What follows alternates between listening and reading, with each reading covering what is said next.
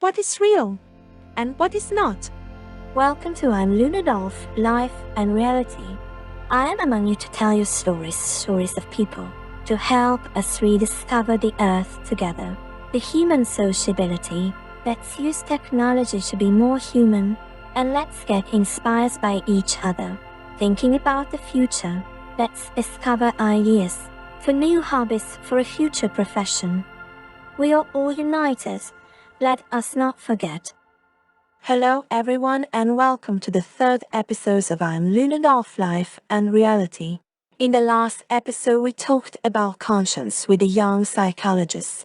Today I decided to tackle a new theme, watercolor painting or aquarelle. I contacted an extraordinary painter, passionate about the technique of watercolor painting, Tanay Kumar. Tanay is a painter from East India who will tell us his story. We will discover together how his passion for painting was born.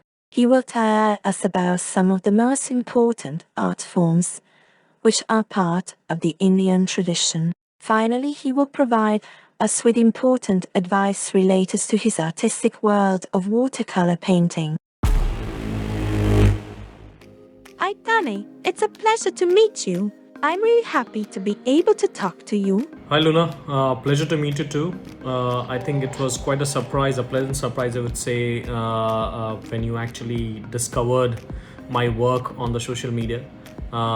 It came as a gratification. It came as a lot of confidence that got built into what I was doing. Just to give you a brief background of who I am, I'm Tanay. I think you already mentioned that. I come from a small town called Jamshedpur, which is the steel city for India. I think my growing up years were pretty kind of really quite unfocused, I would say.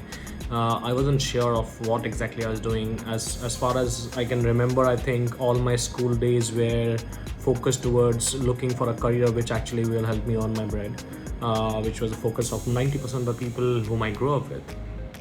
Unfortunately, I think I got into architecture. I think that was the start of my creative journey. I would say it gave me a view into what creation is. What does it mean to really start something from a blank slate and then grow it up.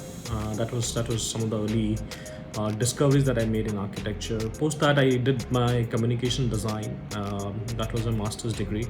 And I think in the race of making kind of really your life worthwhile of living, I think I did few entrepreneurial stints, which was in design business, and I'm still kind of really running one of the largest user experience companies in India, called Fractal Link. But yeah, I think all this design architecture culminated in some way into me expressing myself on the canvas through watercolors. Now when I see some of my work, I think there's a strong reflection of what I grew up with, what I've seen around, or what I would actually aspire to do in my rest of my journey, I would say. So yeah, I'm happy to be kind of really sitting down with you to have a conversation. First of all, thank you for your introduction. It is important to make yourself known, and above all, to make your story and emotions known. I understand your words very well. I too am very fascinated by painting. Fell in love with it after discovering the world around you.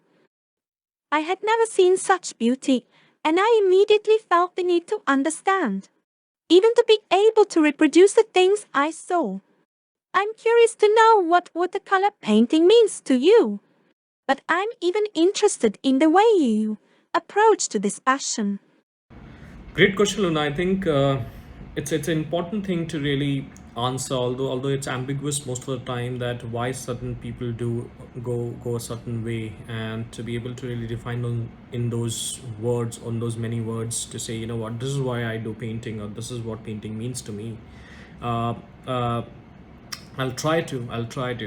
I think for me, painting came as two folds. One was definitely when you actually in the rat race of making it happen for you in your career here. you forget your own self. You actually are kind of competing. You're kind of really trying to meet numbers. You're trying to kind of really increase your salaries, etc., etc. All those kind of comes along, and I think somewhere down the line the creation takes a back seat, and that's what I felt. I thought that I graduated as an architect. I studied design, and that was for a reason. I think it took a back seat at some place at some point of time, and I think creation was something that was missing in my life for some time in between, in the past few years. So I think I wouldn't say I took up painting. I think painting came as a relief to me when I started. I used to do charcoal in the initial days. I was in London for 5 years, and I think I picked up charcoal quite a bit. But when I restarted my creative journey, I think I wanted to just experiment with stuff. I never kind of really thought I would do watercolors, or I'll do acrylic as such. So part of my journey actually was discovering myself, and the second was when I started kind of really documenting certain things. So for example, if you see my work, it's mostly into a lot of architecture. It's a lot of kind of really street scenes, or kind of scenes around you. Yeah, I don't do much of abstract. uh, and I think it's a reflection of what actually I've gone through, or what I want to depict. For me, when I visit a place, or when I actually walk down the street, for me that moment becomes important, because when I'm capturing it on my canvas, the moment that I'm capturing on the canvas is a reflection of a whole lot of things, not only the build form, but also the kind of really either the buzz around, or the kind of really the story which actually really is happening there. Either people are buying, either people are quarreling over some things, or there's a food that is being made at some part of the street corner. All this actually becomes important, and to be able to capture that moment in the whole scheme of things, I think that becomes very, very kind of really important to me. So most of my work that you see around is is is actually documenting the context in time. Yeah, and actually that itself gives me a lot of gratification. I'm able to capture a point in history in a white in a canvas, on a canvas. So that actually gives me a lot of kind of really gratification. I think that keeps me going, because there's hundreds and thousands of scenarios that happens around you, and you identify those mundane things or the special things, and then kind of really make it happen on your canvas. I think that's what prompts me to do it, and that's what actually is every day when I sit on the canvas. That's what actually kind of really is a motivator for me to get to do new work. So that's what I feel, and I might be wrong. It's, as I said, it's hard to kind of put into words what painting does for me. So that's about it. I really appreciate your words and sincerity, Tanay. Personally, I look at painting as a mean to get closer to your world, to get in touch with it, and to be able to study it more closely. I was able to learn the difference between the colors, the different shades, and the different subjects to recreate.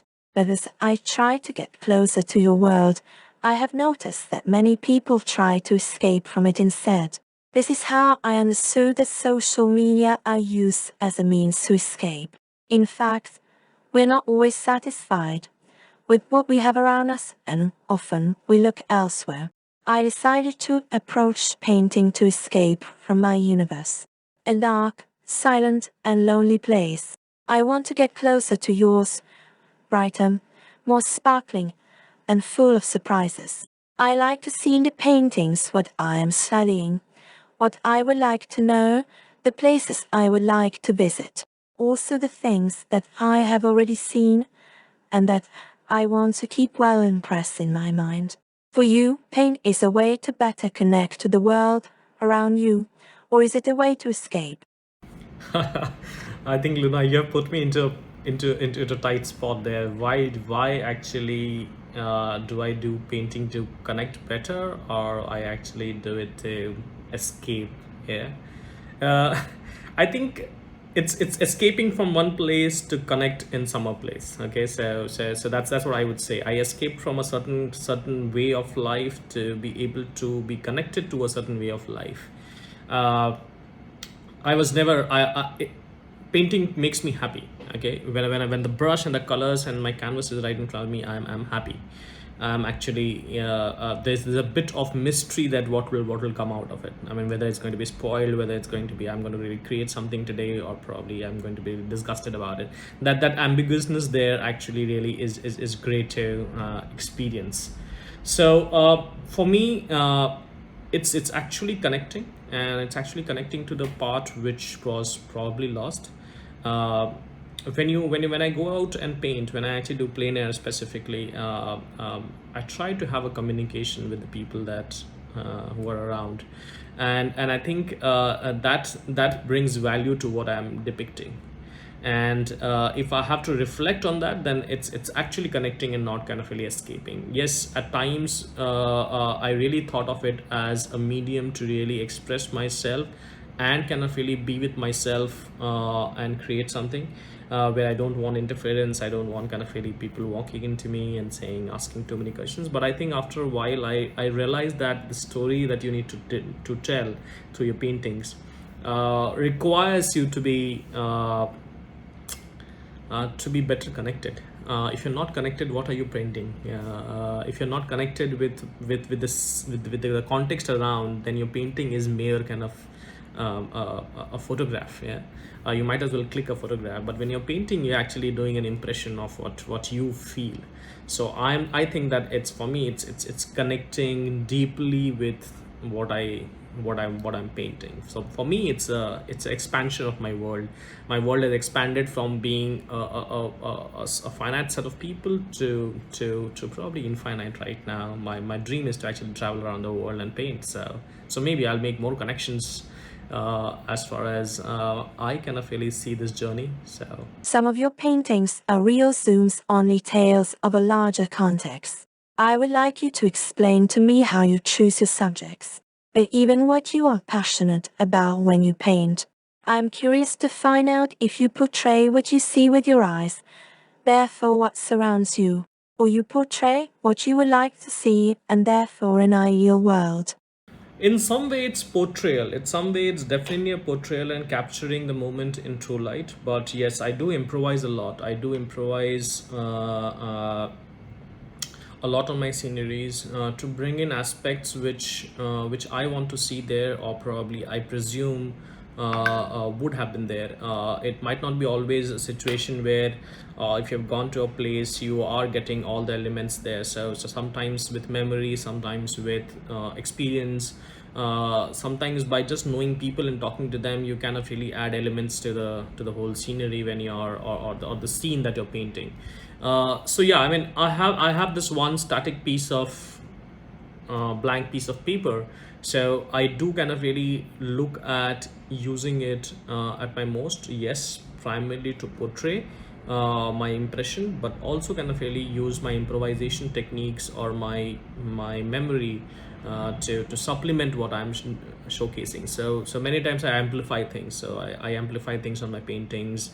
I actually kind of at times mute certain parts of it so that I kind of really am able to focus better on what I want to show as a story. So it's a combination of all those kind of things which actually make sure that a painting is not only a static mode, but it's a story that I'm delivering to people. I find your way of seeing reality and your way of representing it truly fascinating. What I think is incredible is the possibility of being able to talk to a person, then learn a history and represent it on a canvas. But not just a person, also an object, an animal, a feeling. On the question about how do I choose my subjects, so the subjects are primarily chosen uh, by how much impact it is making to my own self. Many a times I pick up very very very ordinary things, and I think the uh, ordinary I want to make ordinary extraordinary. That's if I have to really, when I pick up ordinary subjects like a street corner or kind of really an object on the street. Many a times I've painted uh, uh, steps coming down from a particular place, or probably I've just kind of seen a street lamp or a street pole with lots of wires moving around it. I think sometimes these become an object of art and intrigue as well. That I mean, and if you look back into how does this actually really have come into existence? Yeah, why this staircase was built, or why this pole was there, and why kind of really so many wires are going around. There's a whole lot of story that actually tells you it has not happened in a moment. You know what, tomorrow kind of really, or yesterday somebody kind of came and kind of really put the wires, and that's how it looks like, very carefully planned. So for me, I think that those things attract me. Those things which have grown over a period of time, have actually really changed shape and size over a period of time. I like to document those. uh, as I said, ordinary, how can make ordinary to seem extraordinary, is my endeavor when I choose my proper kind of really subjects for my painting. So It's really amazing that, looking around you, things talk to you. And it's amazing that you are able to represent them and give them a life of their own. From what I have seen in your world, ordinary, mundane, and routine things are actually already extraordinary, because everyone experiences them in a completely different way and manages to make them special. Danny, I would like to know more about your culture. You are of Indian nationality, right? yes, I do belong to India. I am an Indian. Uh, have traveled to some parts of the world. I would love to travel around and document stuff, but yeah, I very much belong to India as a country, and I'm an Indian by nationality. Interesting. As you will have understood, I'm a very curious girl.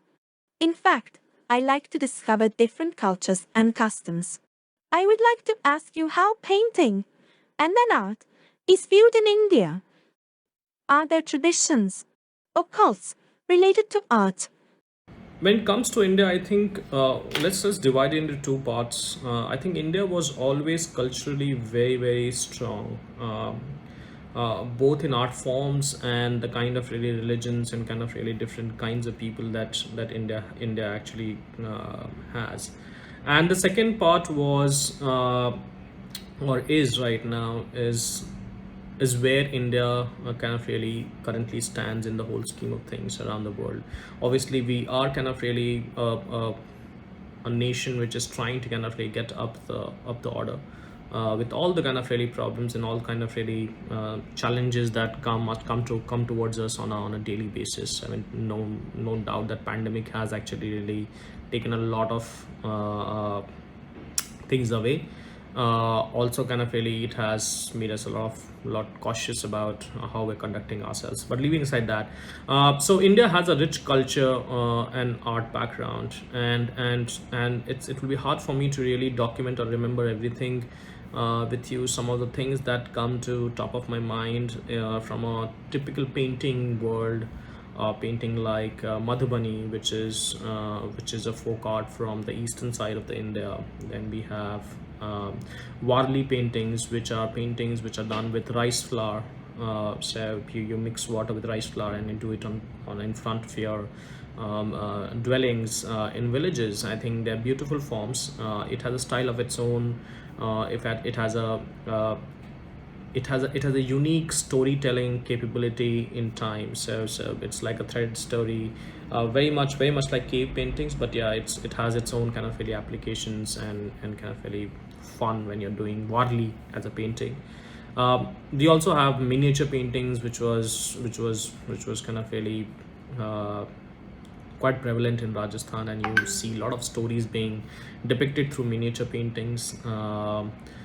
There's a painting style called Ghor, which is Gond, which was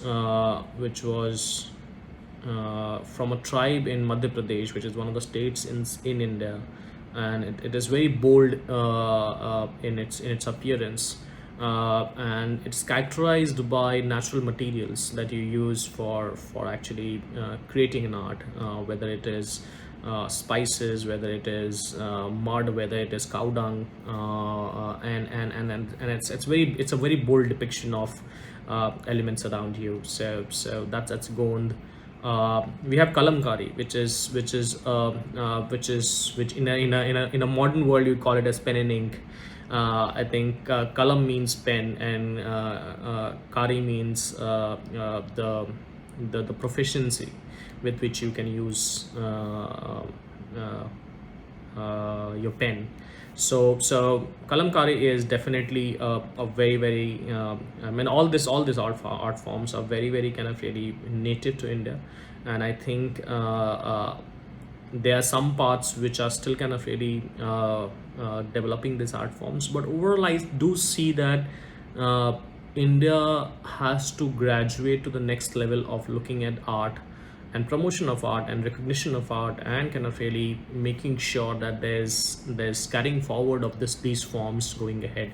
I think right now it's struggling with a lot of other problems, but I think somewhere down the section there are small communities around. But I think there's more effort to be put into how art can become uh, uh, take center stage in some form, in some aspects of life, because at the heart of it, art is not only kind of really beautiful paintings. It's a documentation of of your culture, of your history, of your people, of your things around. So I think somewhere I do believe that a small focus have to be really brought towards it.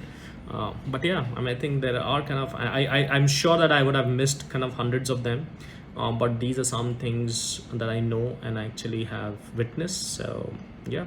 I would very much like to know if there is a place, a museum, that has helped to increase your passion. I'm sure it is important to attend art events to learn the discipline better. What do you think?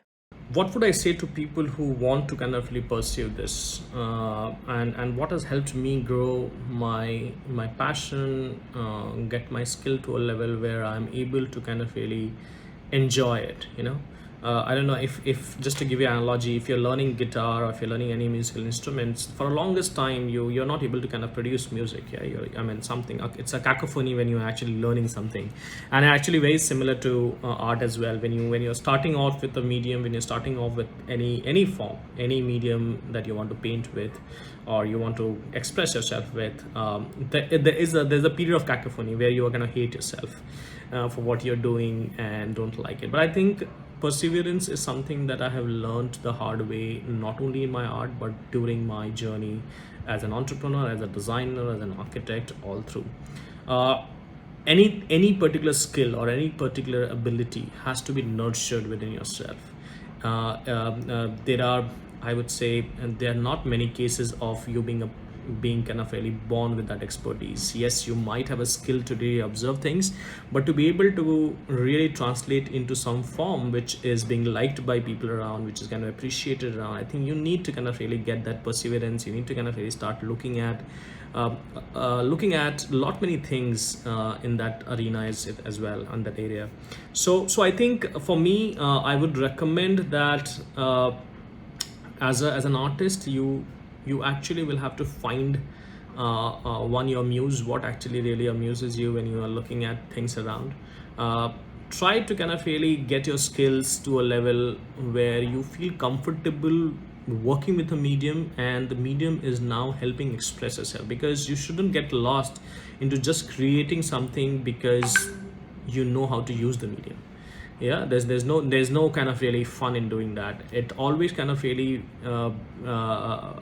is fun when you start putting yourself into that form, and that will only come when you're practicing and you're kind of really comfortable with the medium. It's almost as simple as riding a bicycle. When you learn a bicycle, then it comes naturally to you, and then you kind of really do your stunts on your bicycle, then you can have other things that is happening with a bicycle. So I think for every skill, similar to that, art is a skill, and it has to be mixed with your passion. You have to identify your passion. I can't kind of find it for you. I think nobody can find it for anybody else.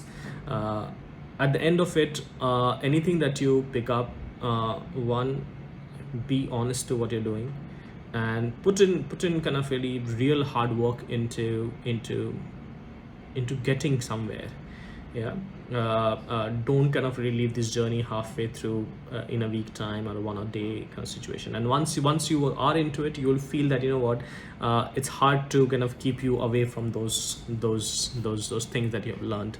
So for me, yeah, visiting people, visiting museums, looking at the world. There are lots of information floating around on in the internet right now. There are virtual museums, virtual galleries that you can visit. Try to expose yourself to that. I think it is very gratifying. It's very kind of enlightening, I would say. As an artist, you should kind of really not confine yourself to four walls. So go there out, meet people, and yeah, and get discovered by people like Luna, who probably is enjoying what I'm saying, or probably getting bored. You're absolutely right, Tanay. I am discovering so many things thanks to your words. My curiosity, however, is great. Can we be more specific and know how to practice your passion?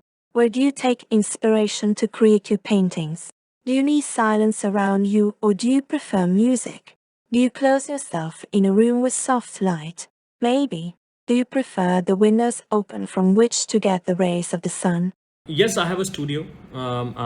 It's behind me here, where I actually paint when I'm sitting down. It's not an isolated piece. It's not kind of placed in at my home. It's very much at the center. I would like to be talking to people when I'm painting as well. But when I'm in the thick and thin of I would say, uh, conceptualizing, I think I need some peace. So even when I do plein air, I try to kind of really, and I'm many a times I've gone to a very busy street or a busy market to really do plein air. At times I really find a corner where nobody is kind of really focusing on, and I sit there at the corner and try to kind of conceptualize, or kind of try to document what I'm trying to, or trying to kind of really do a small sketch uh, around where I'm insignificant and not kind of really being seen by many people. So yes, I do kind of really, now that I see, I do kind of really look for some isolation during my conceptualization phase. But I think I like kind of really, many a times I've actually gone to streets where there are street children who come down and sit beside me, and many times they talk about certain things. You know what, hey, we also do this, can you show this here in your painting? And I kind of times, just for the amusement of those people, or also kind of really being true to what I'm trying to put down on paper, I do actually include those in my paintings. So you get to talk to them. They're very excited about looking at how slowly a blank piece of paper is coming together to really depict a scene. So it is gratifying. It's actually it's an appreciation of what you're doing. Artists crave for appreciation. I'm no kind of very different from that. I do kind of really like good appreciation. And yeah, I mean, I think I'm not a loner. I'm not a loner when it comes to painting. I actually, I'm happy kind of sharing things, and I'm happy kind of really showcasing what I'm trying to do here. Unless I'm in a bad mood, so that probably then you would like to kind of stay away from me. So yeah. You know, Tane, I spent a lot of time alone, and now I'm discovering the pleasure of being together. Now I think it's a wonderful thing to be able to share a moment of your life with someone, even with a stranger. I believe everyone can learn something, even with a simple look. But returning to you, I visited your site, and I read something very interesting related to the sale of your works with an association that deals with autistic children. I find it a truly incredible initiative. I also see that you use a lot to help people. Yeah, so I would like to give back to people who seriously are pursuing this. Many things I can teach, many things I can actually really relate to as an artist who has started from scratch. Uh, like for example, selecting a medium. Many people ask me this question. You know what? How do I select my medium? Is it watercolor? Is it acrylic? Is it oil? Is it pastel? Is it charcoal? What is it? I always tell them, you know what? There are two aspects to this. One is try every medium, and you will slowly realize that the medium will choose you rather than you choosing the medium. So it will happen where the medium actually is working with you, and it'll almost like that Avatar film where movie where the carrier, the dragon carrier, actually chooses who rides him or her. It's similar to that. I think the medium will choose you. I do organize a lot of workshops, or probably even kind of single day sessions, or even kind of a chat with a lot of people online to help them clarify some things that they are going through. And many a times you do there are a lot of YouTube videos, and there are lots of kind of really do's and don'ts around art as such. But some things I think I have learned the hard way, and I think I should it's my responsibility to deliver that in the right light, in terms of how to shorten your journey when it comes to how to kind of demystify your certain kind of really aspects of art, whether it's be putting choosing a kind of pencil, or kind of choosing a kind of paper, or what color, or kind of how do you start a composition, and those kind of things. I really don't want to talk about it. Or what it also does is that it actually clarifies things in my mind. I think many a times as an artist you just keep doing it, because many times you're not explaining things for you to yourself when you're put in front of the paper. So it helps me kind of declutter myself. It helps me put rationale to what I'm doing. So more than they benefiting, I think I benefit when I talk about my art and my techniques and my what I do in front of the canvas.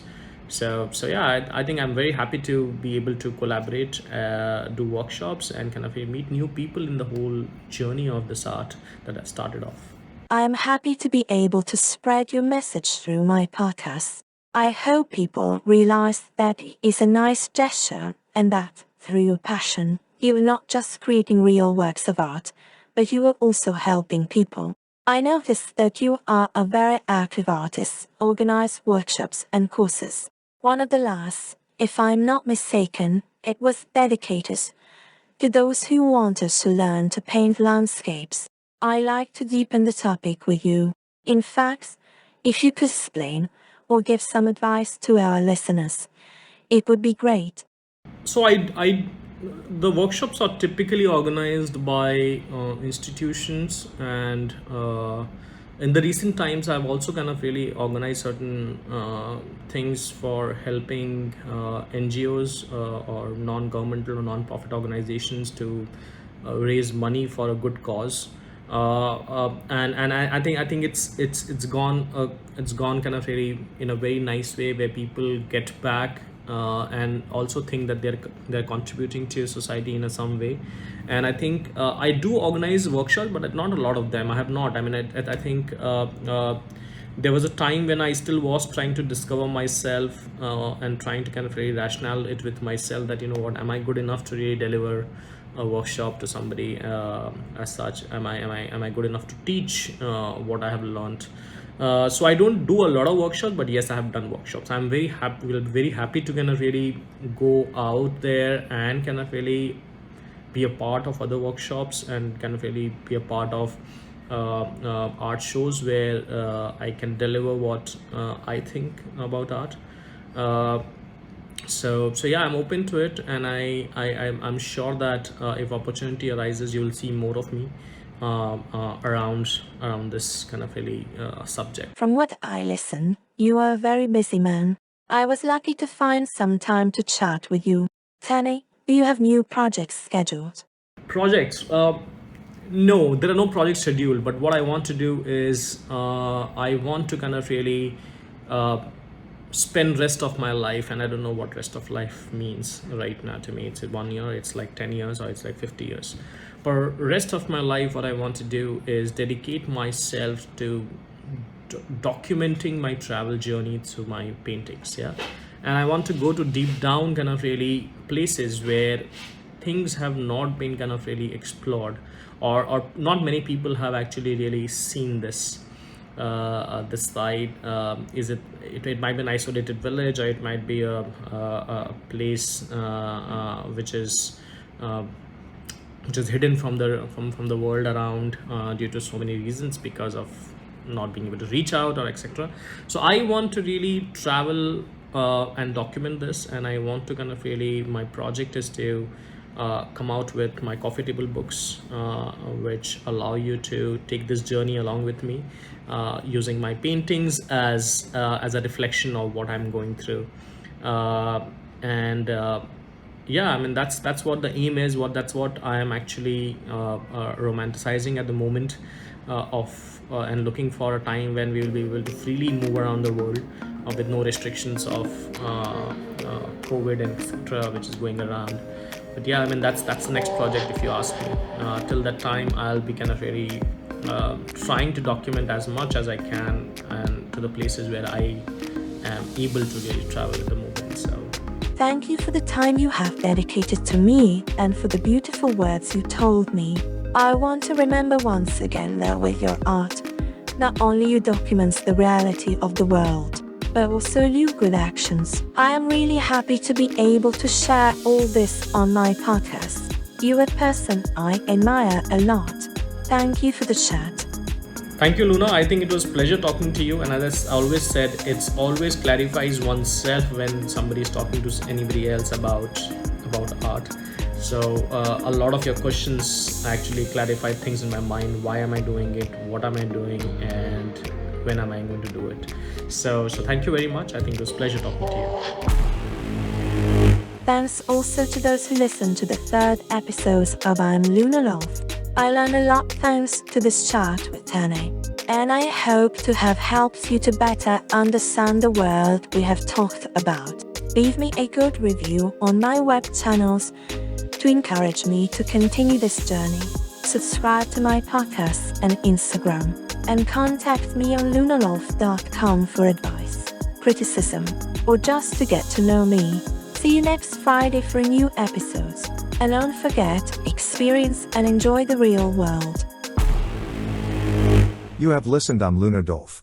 Life and Reality. Thanks to Serena Maltagliati for text and translations, and to the whole Cultural Association The Usual Next, that works for the success of the project. Sign up for Luna's social network on www.lunadolph.com, and follow our activities. To resent.